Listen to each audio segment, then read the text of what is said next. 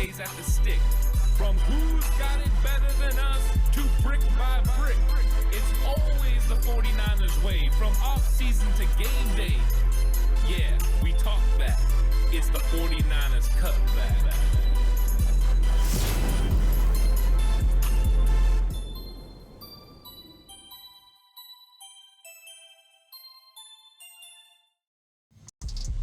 It's 49ers Cutback podcast time. Welcome to the show, everyone.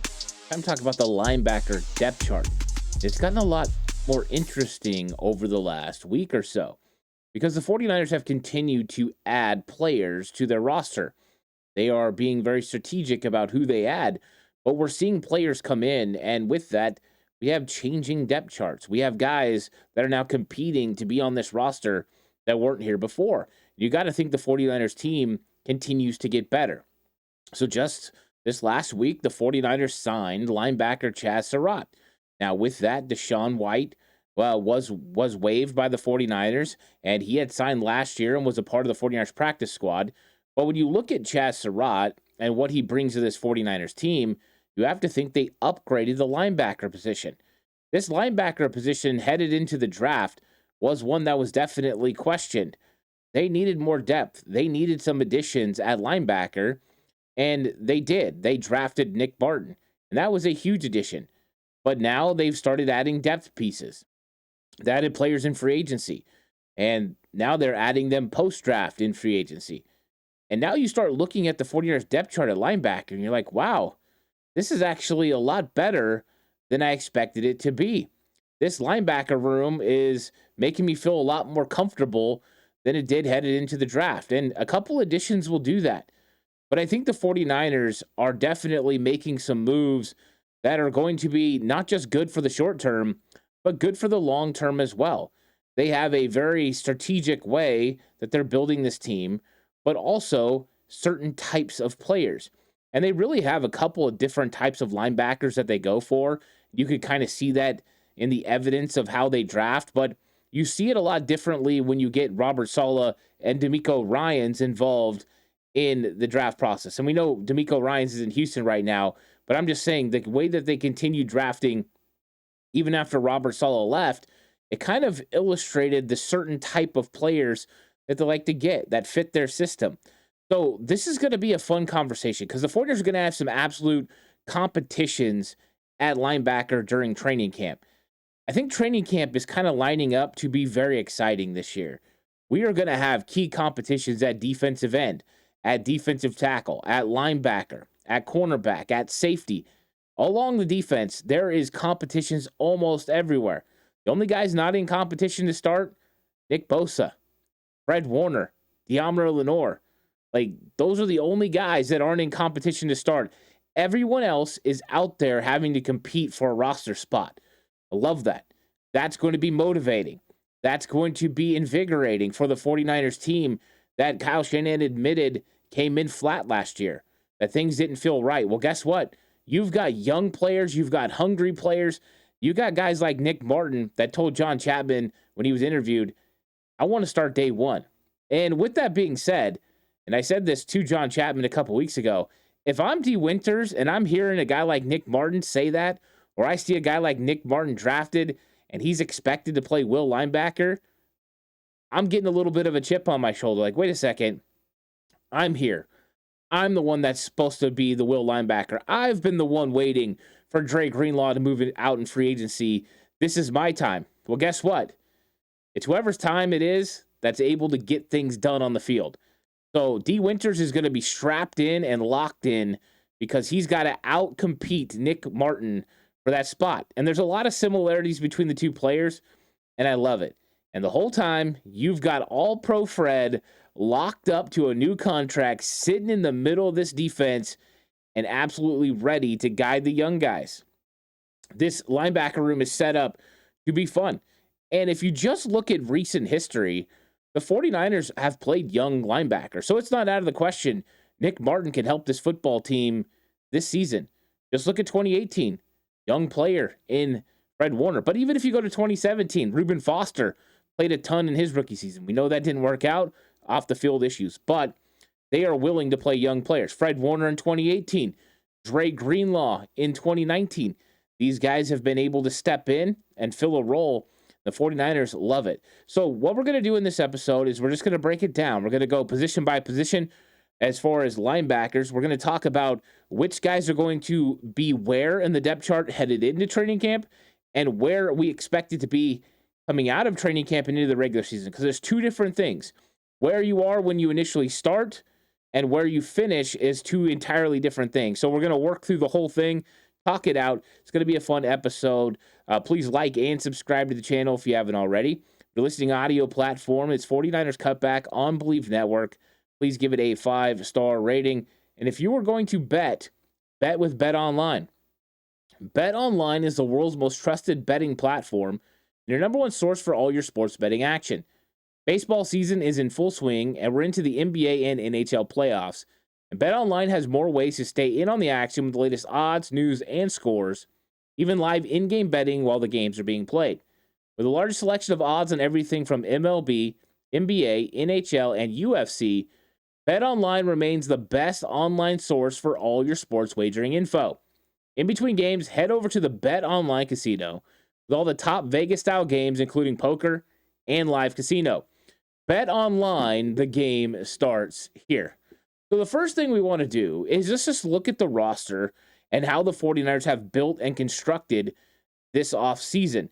Who has left, who has came in, and it has to start with a couple of very notable players that left. First off, Dre Greenlaw. And we know the 49ers made a last-ditch effort to try to keep Dre Greenlaw.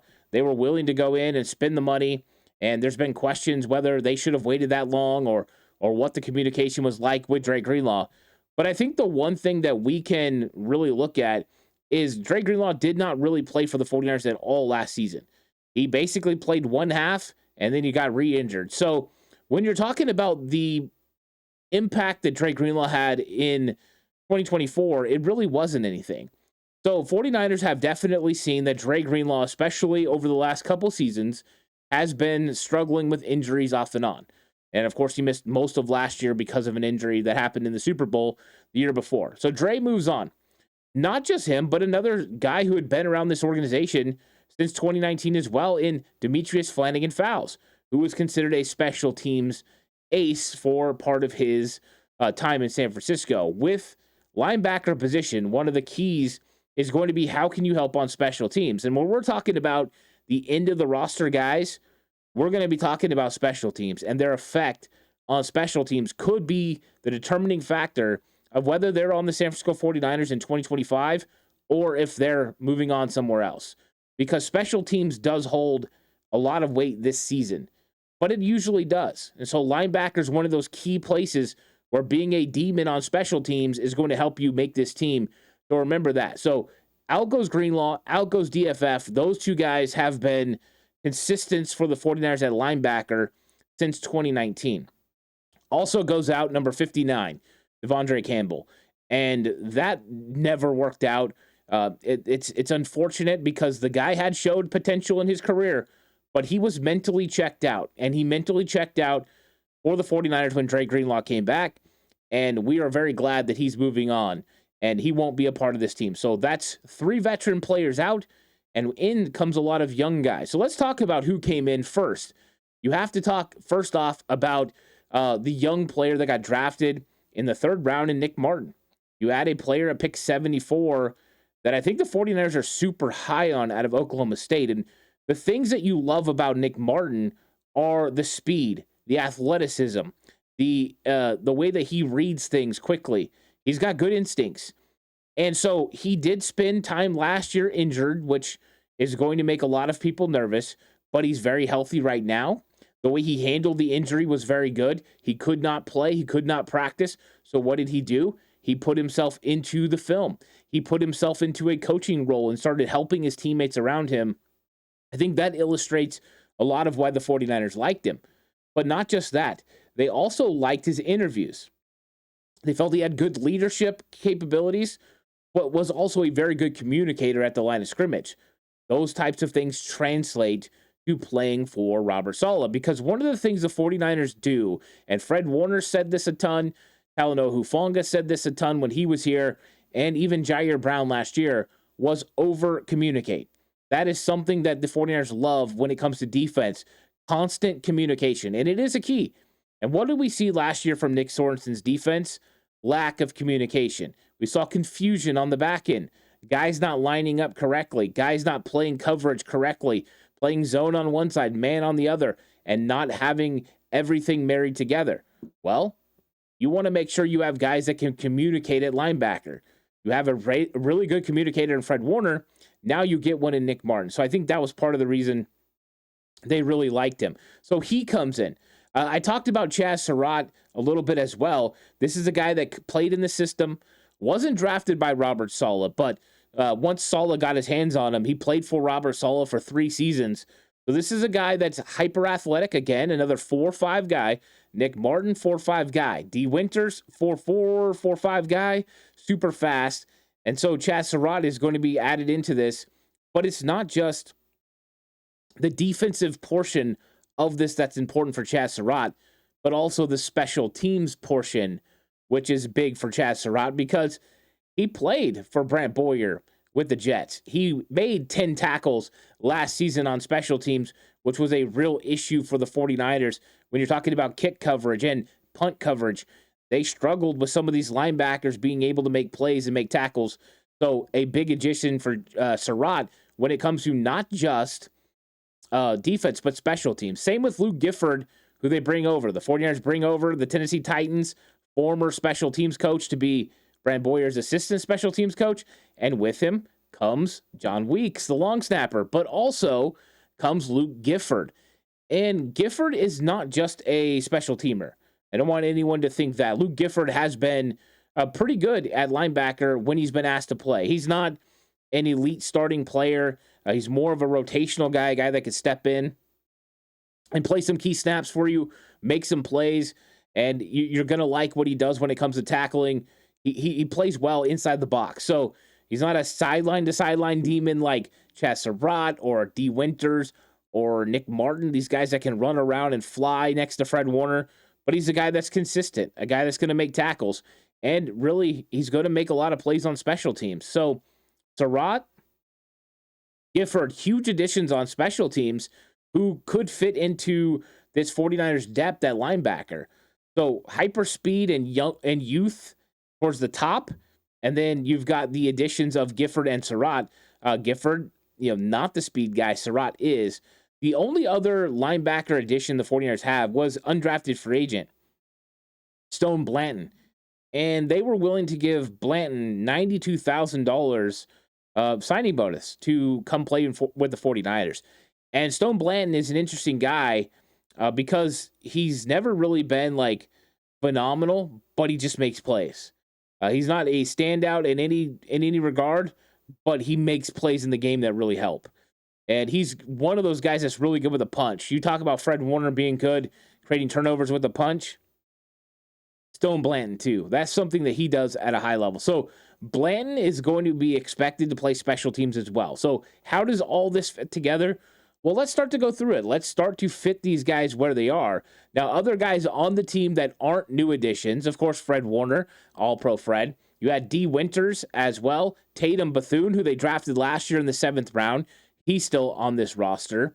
Then you've got Jalen Graham, who 49ers waived last year. He ended up on the practice squad of the Washington Commanders. Hello, Adam Peters, right? He's very familiar with the former 7th round pick out of Purdue. And Jalen Graham is a typical 49ers linebacker, former safety who plays linebacker. He just wasn't adjusting very well, and so they let him go. They did bring him back during the season when they had linebacker injuries, and he came back and he helped them on special teams. Wasn't really asked to play a lot of defensive snaps, but he's back. Curtis Robinson injured his leg last year, injured his Achilles, and he was out for the full season. Curtis Robinson, and I think it was Achilles. It could have been a knee, so don't quote me on that. I don't know why I'm going blank on what the injury was, but he was injured, out for the season, and he's expected to be back. And it was very disappointing with Curtis Robinson getting injured last year because not only was Curtis Robinson expected to make the 49ers roster, and he had been kind of practice squad elevated, but he was also expected to have a pretty big role. There was a chance he was going to start as the third linebacker ahead of D. Winters. Like, that's how good of a training camp he was having. He's a good special teams player as well. So there was a lot to like about Curtis Robinson. He also has the ability to play Mike linebacker if needed. The same thing can be said about Tatum Bethune. So that's also something to remember when you're slotting these guys when it comes to depth. So those are the guys. You have right now, 9 linebackers competing for potentially 6 spots, which means 3 guys that we're going to talk about are likely going to be out.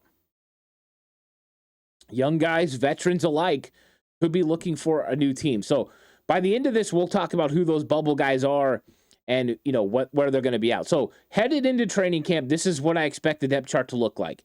I think Fred Warner, of course, is going to be your Mike linebacker, and I don't think that is very surprising to anyone, me included. Then after that, a lot of people will say, hey, Nick Martin is going to be the will linebacker from the very beginning. I don't believe that's going to happen. I think that D. Winters is going to be will linebacker when we start training camp. It doesn't mean I believe Nick Martin is not going to be will linebacker when the season starts, but I believe D. Winters gets the first crack at it. He's got a better understanding of the defense, what's expected. They're still high on him. He was still a draft pick of theirs, albeit a 6th rounder, but he's got a big skill set. He got a lot of snaps and logged a lot of snaps and was good in coverage last year. So it starts with D. Winters at will linebacker, and I think it's going to start, as interesting as this is going to be, with Tatum Bethune at Sam linebacker. And the reason being, I don't want to put Nick Martin, and I think this is what the 49ers are going to do. Remember, with Johnny Holland, you don't put Nick Martin at Sam linebacker to start. You want him to play will linebacker at some point, so you put him behind D. Winters. And if you're going to have a competition, that's exactly what you want. So you put D. Winters as the starter. That way Nick Martin can watch him. D. Winters gets a rep. Then Nick Martin gets to go in, and he does a rep. Watch a rep, do a rep. That's how young guys get a lot better. That's how I love to do it as a coach, and that's what most coaches do. So you want to make sure you're getting reps, and at some point you can split reps, right? You can put each one of them with the first team at will linebacker and make it a real competition. But early on in training camp, you want to watch a rep, do a rep. Watch a rep, do a rep. And I think that'll be really big for Nick Martin and how he grows within this defense. So I fully expect that first linebacker group to be Fred Warner, D. Winters, and Tatum Bethune. I think they're going to give those guys a shot.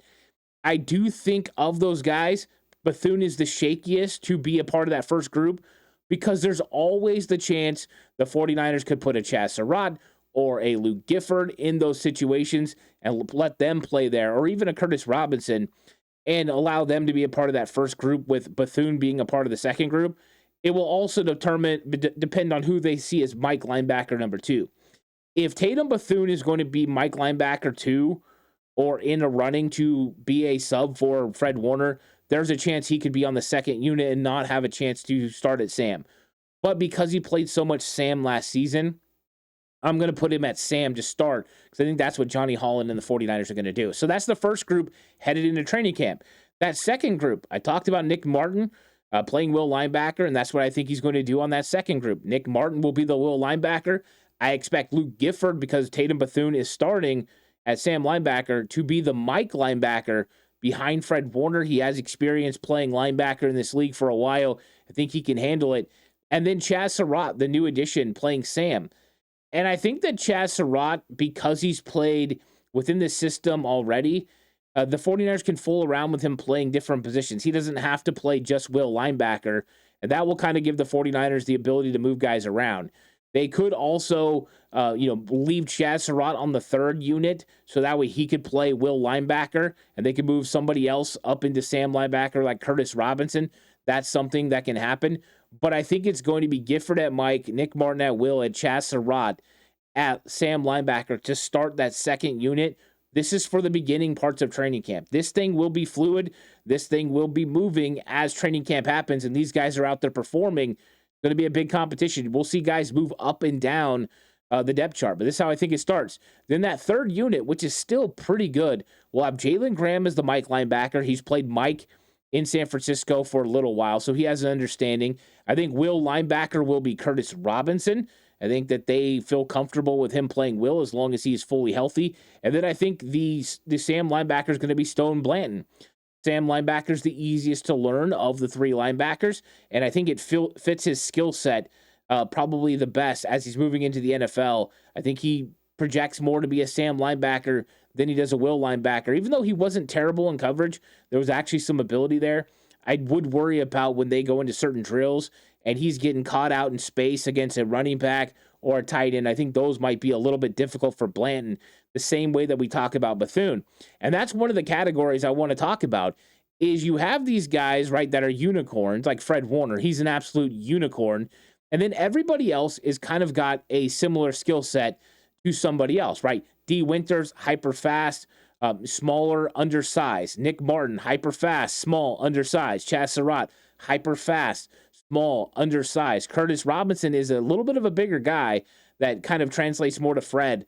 But then you've got the guys who are bigger, right? The guys who are a little bit slower. Tatum Bethune in that category. Luke Gifford in that category. Stone Blanton. These guys are kind of built the same. So there's two different types of linebackers that the 49ers really have on this team. And you got the speed demons, and then you got the kind of guys that do it with instinct, and they're usually really good against the run. Now, when we get to the regular season, though, and that's what I want to work through right now, because I know that during the training camp, some movement is going to happen at linebacker. And I think the 49ers' goal is for their young players to be able to play next to Fred and fly around. And so I believe, just like always, Fred Warner is going to be the man in the middle. And I think that's the easiest thing to figure out in football. But after that, the question of who's going to play Will and Sam is going to get interesting. I do believe the 49ers are going to put D. Winters and Nick Martin next to Fred Warner to start this season.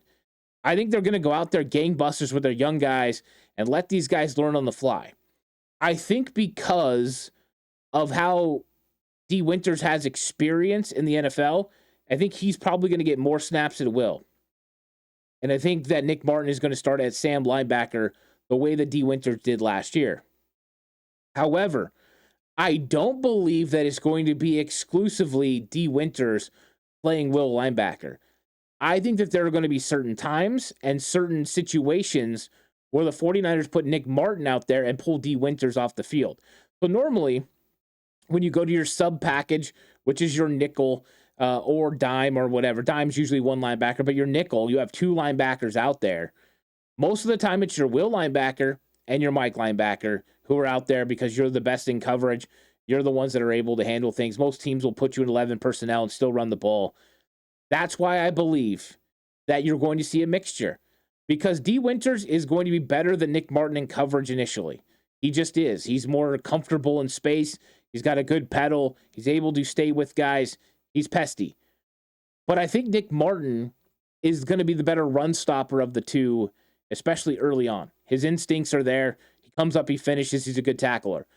So I think with teams that are going to put the 49ers in a lot of 11 personnel to run the ball, those are times you might see more Nick Martin at Will linebacker in sub packages than D. Winters. So instead of this being a situation where Nick Martin plays 20 to 25% of the snaps because he's playing Sam, and D. Winters plays the rest of the snaps, right? It would be like 100% of the snaps when they're a nickel or they're 4-3, which usually equates to like 95% of the time.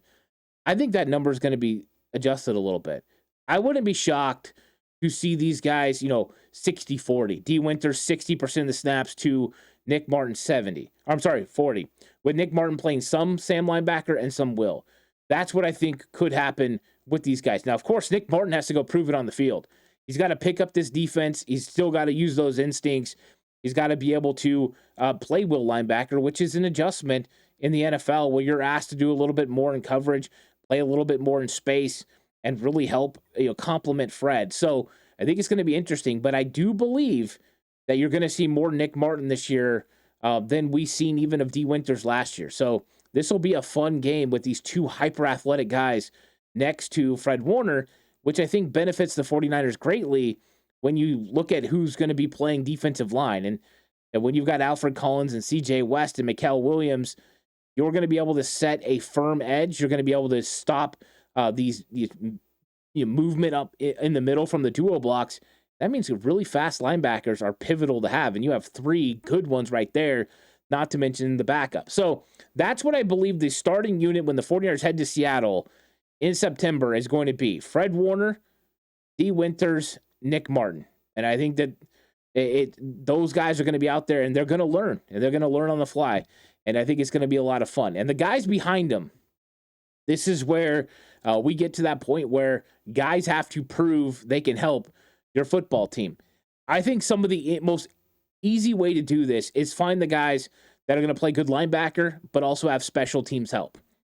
So we know that last year, a couple of guys really struggled on special teams. Tatum Bethune struggled on special teams from linebacker, and Jalen Graham struggled on special teams from linebacker. That is a deficit. I think that Tatum Bethune is going to play so much better at linebacker this year, especially when it comes to stopping the run. And I'm hoping he developed a little bit more when it came to pass coverage, which is the area of his game that he needed to get better at. I think with that being said, that might help carry him to make this roster. But I think when you look at the players that probably have the best chance, Chaz Surratt and Luke Gifford have the best chance to make this roster. Number one, because Chaz Surratt is a Robert Saleh guy. He played in this system. He understands this system. He can play out there, do all the things that Robert Saleh wants him to do, whether it's playing coverage, blitz the quarterback, stop the run. He's got some pretty good instincts, and he's been a consistent backup for Saleh's teams. Plus, Brant Boyer had him last year on special teams, and don't think Boyer's not going to feel more comfortable with him than he would with Tatum Bethune or Jalen Graham and what they put on film last year on special teams. So I think Surratt is probably the closest to a lock as a backup linebacker as there is for the 49ers. So I think he makes the team. I don't know if he's the fourth linebacker per se, the first guy in. We'll see how that translates at training camp, but I do believe he's a part of this roster. Then Luke Gifford, because of his special teams prowess, because of him coming over with his coach as well. It wasn't Boyer, but it's the assistant coach. I think that Luke Gifford has proven that he's a solid backup linebacker in this league. And I think he's also proven that he's a very good special teamer. But I think Brant Boyer looks and says, you know what, we got Chaz Surratt, we've got Luke Gifford. We can feel comfortable there. Now, Johnny Holland's going to have to sign off on at least one of these guys. One guy you can keep for special teams only. But the perfect situation is Johnny Holland says, no, those are my two next guys. And Brant Boyer says, yeah, those are the two guys I want. That's the perfect world. And then there's no competition there. But I think that those two guys probably have the best chance to make this roster because they can impact 2/3 of the 49ers team, right? They can impact special teams, which is 1/3, and defense, which is 1/3. And then I think it comes down to Tatum Bethune and Curtis Robinson, Jalen Graham, and Stone Blanton. 4 guys for one spot. You're not keeping more than 6 linebackers. This is where it gets difficult. I think Stone Blanton is not going to make this roster. I'm gonna take him off the board right away. I think he's a chance to be on the practice squad, and I think that's why the 49ers gave him $92,000 as a signing bonus. I think they expect to get him to the practice squad, and so he'll make a little bit more of that in the practice squad, but they won't lose money by waiving him. So I do believe Stone Blanton ends up on the 49ers practice squad. Now, with Jalen Graham, Curtis Robinson, and Tatum Bethune, it's interesting because out of those guys, Curtis Robinson is a good special teams player, and he's been in San Francisco. He's been loyal to San Francisco for years. So the question is, what do you do with him? We've seen them have to move on from players who have been loyal, who've been practice squad guys. So Curtis Robinson is in a unique situation to where he's a good player at linebacker. He's a good special teams player. But you already just kept 2 special teams guys in Chaz Surratt and Luke Gifford. So you're not keeping just a third special teams guy to help. It would be nice, but you're keeping the best linebacker. And I don't know if Curtis Robinson is going to be a better linebacker in his career than Tatum Bethune could be. Bethune has got a lot more upside when it comes to stopping the run. I think Jalen Graham is the outside, the guy left out. I think they had high hopes for him, but I don't think that he's going to be able to make it either. He could be another guy that fits on the 49ers practice squad. We'll see how that goes. I think it comes down to Curtis Robinson and Tatum Bethune for that last job. And I think because the 49ers go Chaz Surratt, I think the Chaz Surratt signing was bad for Curtis Robinson. because I think that Curtis Robinson could have used the special teams route to be able to make this team and beat out those other guys I talked about, where I think now it's going to be a little bit more difficult. And I think they end up going with Tatum Bethune, who's still got some upside. You've got 3 years of control, 2025, 2026, 2027. I think that they like to see what they could get out of him. Fred Warner talked about his body type and how he's gotten so much, better. He's gotten in shape. He's figured this thing out. And what will that translate to on the field? So I think that's what it ends up looking like. So starters for a regular season, this is what I'm thinking right now. It could ultimately change. I don't want to be held to these. I'm not making like firm, stone cold lead pipe locks. But Fred Warner at Mike, D. Winters at Will, Nick Martin at Sam to start. But like I talked about, a 60-40 split with D. Winters and Nick Martin. And Martin getting some of those reps. And if he plays really good on those reps, it might change where he's getting more snaps than D. Winters. But I think it's a progression. Then I think they keep Chaz Surratt. I think they keep Luke Gifford. And I think they keep Tatum Bethune. And those are the 6 linebackers I think the depth chart looks like when you get to the regular season. But there's going to be a lot of training camp battles. And I think it's going to be a lot of fun to see, how it ends up happening when we get to the regular season. So thanks for watching. Please like and subscribe to the channel if you haven't already. If you're listening audio platform, 49ers Cutback on Believe Network, please give it a 5-star rating. This episode is brought to you by Bet Online. The game starts here. I'll catch you guys in the next one. Until then, stay safe. Remember, the right way is always the 49ers way.